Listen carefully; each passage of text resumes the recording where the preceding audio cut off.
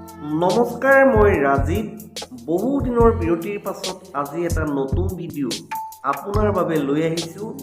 এই ভিডিঅ'টোত লখিমপুৰ মাজুলী সংযোগী দ্বিতীয়খন পকী দলং আপোনাক দেখুৱাবলৈ চেষ্টা কৰিম। গতিকে ভিডিঅ'টো শেষলৈকে চাই থাকিব আৰু ভিডিঅ'টো চাই যদি ভাল পায় ভিডিঅ'টোত লাইক কৰিব, কমেণ্ট কৰিব, ভিডিঅ'টোত হাইপ কৰিব, ভিডিঅ'টো বন্ধুবৰ্গৰ মাজত শ্বেয়াৰ কৰিব আৰু মোৰ চেনেলটোলৈ যদি প্ৰথমবাৰ আহিছে, অৰ্থাৎ প্ৰথমবাৰ যদি মোৰ চেনেলটো ভিজিট কৰিছে, প্লিজ চেনেলটো ছাবস্ক্ৰাইব কৰিব। আহক ভিডিঅ'টো আৰম্ভ কৰোঁ। এই যিখন পকী দলং আপোনালোকে দেখা পাইছে, এই পকী দলংখন হৈছে লখিমপুৰ মাজুলী সংযোগী দ্বিতীয়খন পকী দলং। এই পকী দলংখন লখিমপুৰৰ ধূনাগুৰি ঘাটত নিৰ্মাণ কৰা হৈছে আৰু যিখন প্ৰথম পকী দলং, সেই পকী দলংখন নামনি মাজুলীৰ চেলেকঘাটত নিৰ্মাণ কৰা হৈছে। আজি আপোনালোকক দুয়োখন দলং দেখুৱাবলৈ চেষ্টা কৰিম। আপোনালোকে ভিডিঅ'টো শেষলৈকে চাব আৰু আজি 2026 বৰ্ষৰ প্ৰথমটো দিন, অৰ্থাৎ আজি 1 জানুৱাৰী। গতিকে আপোনাক বহুত শুভকামনা জ্ঞাপন কৰিছোঁ। 2026 বৰ্ষই আপোনাৰ বাবে সুখ, শান্তি আৰু সমৃদ্ধিৰ বতৰা কঢ়িয়াই আনক। দীৰ্ঘদিনীয়া আপোনাৰ যি সপোন, সেয়া এই 2026 বৰ্ষতে যাতে পূৰণ হয় তাকে কামনা কৰিছোঁ আৰু দলংখন দেখুৱাবলৈ চেষ্টা কৰিছোঁ। এই দলংখনৰ মুঠ দৈৰ্ঘ্য হৈছে 2040 মিটাৰ আৰু নামনি মাজুলীৰ চেলেকঘাটত যিখন পকী দলং নিৰ্মাণ কৰা হৈছে, সেই দলংখনৰ মুঠ দৈৰ্ঘ্য হৈছে 702 মিটাৰ। আৰু এই দুয়োখন দলং 2022 চনৰ 11 ডিচেম্বৰ তাৰিখে দুয়োখন দলঙৰ নিৰ্মাণ কাৰ্য শুভাৰম্ভ কৰা হৈছিল। নামনি মাজুলীৰ চেলেকঘাটত যিখন পকী দলং নিৰ্মাণ কৰা হৈছে, সেই দলংখন অসমৰ মাননীয় মুখ্যমন্ত্ৰী ডক্টৰ হিমন্ত বিশ্ব শৰ্মা ডাঙৰীয়াই 2022 চনৰ 11 ডিচেম্বৰ তাৰিখে সেই দলংখনৰ নিৰ্মাণ কাৰ্য শুভাৰম্ভ কৰিছিল আৰু তাৰ লগে লগে এই দুয়োখন দলঙৰ নিৰ্মাণ কাৰ্য শুভাৰম্ভ কৰা হৈছিল আৰু দুয়োখন দলঙৰ নিৰ্মাণ কাৰ্য দ্ৰুত গতিত আগবাঢ়ি গৈছিল। আৰু আজিৰ তাৰিখত এই দলংখন আপোনালোকে দেখাই পাইছে। এই দলংখন অৱশ্যে দুটা অংশ হ'ব। এটা অংশত এই আপোনালোকে যে দেখা পাইছে এনেদৰে PSC আই গাৰ্ডাৰ লগোৱা হৈছে আৰু এটা অংশত PSC বক্স গাৰ্ডাৰ লগোৱা হৈছে। সকলো আপোনালোকক দেখুৱাই থাকিবলৈ চেষ্টা কৰিম, আপোনালোকে শেষলৈকে চাব। পুনৰ কৈছোঁ, লখিমপুৰ মাজুলী সংযোগী দ্বিতীয়খন পকী দলং, অৰ্থাৎ ধূনাগুৰি ঘাটত যিখন পকী দলং নিৰ্মাণ কৰা হৈছে, এই দলংখনৰ দুই ধৰণে নিৰ্মাণ কৰা হ'ব। পথৰ ওপৰত যি নিৰ্মাণ কাৰ্য চলি আছে, অৰ্থাৎ আপোনালোকে দেখাই পাই আছে ইয়াতে PSC আই গাৰ্ডাৰ লগোৱা হৈছে আৰু নদীৰ ফালে PSC বক্স গাৰ্ডাৰ লগোৱা হৈছে। আৰু নামনি মাজুলীৰ চেলেকঘাটৰ যিখন পকী দলং, সেই পকী দলংখনত PSC আই গাৰ্ডাৰ লগোৱা হৈছে। ইতিমধ্যে সেই দলংখনৰ নিৰ্মাণ কাৰ্য সম্পূৰ্ণ হৈছে আৰু আমি অলপ দিনৰ আগতে আমি শুনিবলৈ পাইছিলোঁ বা আমি জানিছিলোঁ, ছ'চিয়েল মিডিয়াত সেই খবৰ ইতিমধ্যে বিয়পি পৰিছিল। জানুৱাৰী বা ফেব্ৰুৱাৰী মাহত অসমৰ মাননীয় মুখ্যমন্ত্ৰীগৰাকীয়ে নামনি মাজুলীৰ চেলেকঘাটৰ যিখন পকী দলং, সেই পকী দলংখনৰ শুভ উদ্বোধন কৰিব, ৰাইজৰ বাবে মুকলি কৰিব। সেই খবৰ ইতিমধ্যে বিয়পি পৰিছিল আৰু এতিয়া আমি সেই দিনটোলৈ অপেক্ষা কৰি আছোঁ। কেতিয়াকৈ সেই দলংখনৰ শুভাৰম্ভ কৰে তাকে অপেক্ষা কৰি আছোঁ। আৰু এই যিখন দলং আপোনালোকে দেখা পাইছে, এই দলংখনৰ নিৰ্মাণ কাৰ্য 2026 বৰ্ষত হয়তো সম্পূৰ্ণ হ'ব পাৰে, হয়তো বুলি কৈছোঁ, সম্পূৰ্ণ হ'ব পাৰে।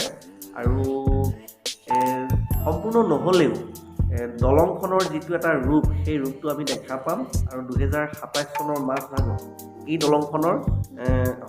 দলংখনো আমি লাভ কৰিবলৈ সক্ষম হ'ম, যদিহে বৰ্তমান যি গতিৰে এই দলংখনৰ নিৰ্মাণ কাৰ্য চলি আছে, সেই নিৰ্মাণ কাৰ্য চলি থাকে, তেতিয়াহে আমি 2027 চনৰ মাজভাগলৈ আমি এই দলংখন লাভ কৰিবলৈ সক্ষম হ'ম বুলি মই অনুমান কৰিব পাৰিছোঁ।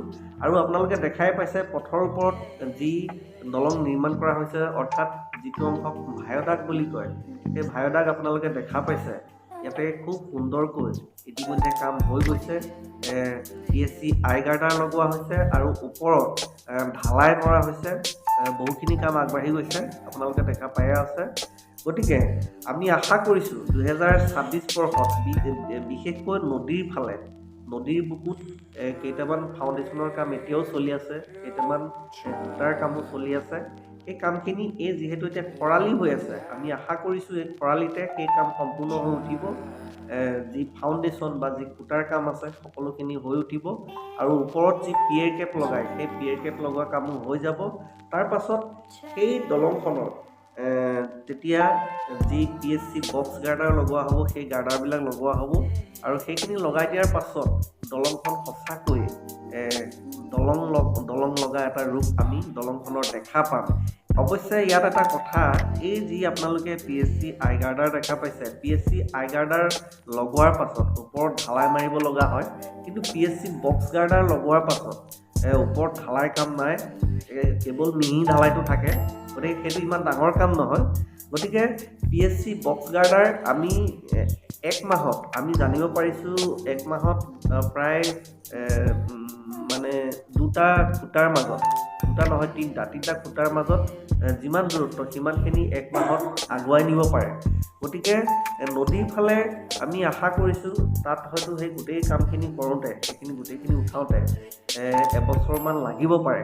গতিকে সেইকাৰণে আমি আশা কৰিছোঁ 2026 বৰ্ষত সম্পূৰ্ণ নহ'লেও 2027 বৰ্ষৰ মাজভাগত আমি এইখন দলঙো লাভ কৰিবলৈ সক্ষম হ'ম। গতিকে এই ভাল খবৰ আজি 2026 বৰ্ষৰ প্ৰথম দিনটোতে আপোনালোকক দিবলৈ চেষ্টা কৰিছোঁ আৰু দেখুৱাইছোঁ দলংখনৰ নিৰ্মাণ কাৰ্য। এতিয়া আপোনালোকক মই দেখুৱাবলৈ চেষ্টা কৰিম মই যে PSC বক্স গাৰ্ডাৰ বুলি কৈ আছোঁ, আচলতে PSC বক্স গাৰ্ডাৰবিলাক কেনেকুৱা সেয়া আপোনালোকক দেখুৱাবলৈ চেষ্টা কৰিম। আপোনালোকে চাব, এই নদীৰ ফালে চাওক, এইটো ধূনাগুৰি ঘাটৰ পৰা মাজুলীৰ দিশত নদীৰ ফালে কেৱল এই PSC বক্স গাৰ্ডাৰ লগোৱা হ'ব। এয়া আপোনালোকে দেখাই পাইছে, চাওক এনেকুৱা PSC বক্স গাৰ্ডাৰবিলাক এনেকুৱা, এইখিনি তলতেই এইখিনি নিৰ্মাণ কৰা হয় আৰু ওপৰলৈ কেৱল উঠাই দিয়া হয়। গতিকে ওপৰত আৰু ঢালাই মাৰিবলগীয়া কাম নাথাকে, ডাইৰেক্ট দলং লগা এটা ৰূপ আমি দেখাই পাই যাওঁ। কেৱল ওপৰত মিহি ঢালাইটো থাকে আৰু যি ধৰকচোন কি বুলি কয়, ৰেলিং হওক বা যি ফুটপাথ হওক, এনেকুৱা কামখিনি থাকে, সেইখিনি ওপৰত কৰিব। কিন্তু সাধাৰণতে PSC আই গাৰ্ডাৰ লগোৱাৰ পিছত ওপৰত আকৌ ঢালাই মাৰিব লগা হয়। কিন্তু এই PSC বক্স গাৰ্ডাৰ যেতিয়া লগাই দিয়ে তেতিয়া ওপৰত ঢালাই মৰাৰ কথা নাথাকে, একেবাৰে দলঙেই হৈ যায়। খুব ধুনীয়াকৈ দলং লগা এটা ৰূপ আমি দেখা পাওঁ। ঠিক তেনেকৈ এয়া দেখা পাই আছে আপোনালোকে, এটা কিমান সুন্দৰ দলং লগা এটা ৰূপ আমি দেখা পাইছোঁ। উঠাই দিছে আৰু PSC বক্স গাৰ্ডাৰবিলাক উঠাই দিছে, এখন দলং হৈয়ে গৈছে। আৰু সেয়া কেনেকৈ উঠায় সেয়া আজিৰ ভিডিঅ'ত আপোনালোকক মই দেখুৱাব নোৱাৰিম, কিন্তু অকণমান আপোনালোকে নিজেই অনুমান কৰিব পাৰিব, আচলতে কেনেকৈ উঠায় অনুমান কৰিব পাৰিব। মই দেখুৱাবলৈ চেষ্টা কৰিছোঁ। এই চাওক, এটা মানে প্ৰক্ৰিয়াৰ মাজেৰে কৰিব লগা হয়।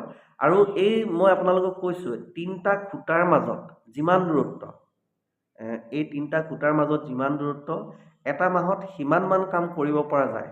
দ্ৰুত গতিত যদি কাম কৰা হয়, এটা মাহত সিমানমান কাম কৰিব পৰা যায়। গতিকে নদীৰ ফালে বৰ বেছি কাম নহ'ব, সোনকালেই হৈ যাব।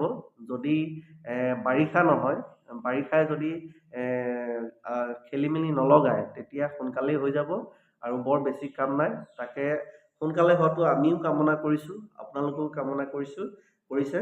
গতিকে সেয়াই আপোনালোকে দেখাই পালে। আজিলৈ ভিডিঅ'টো ইমানেই।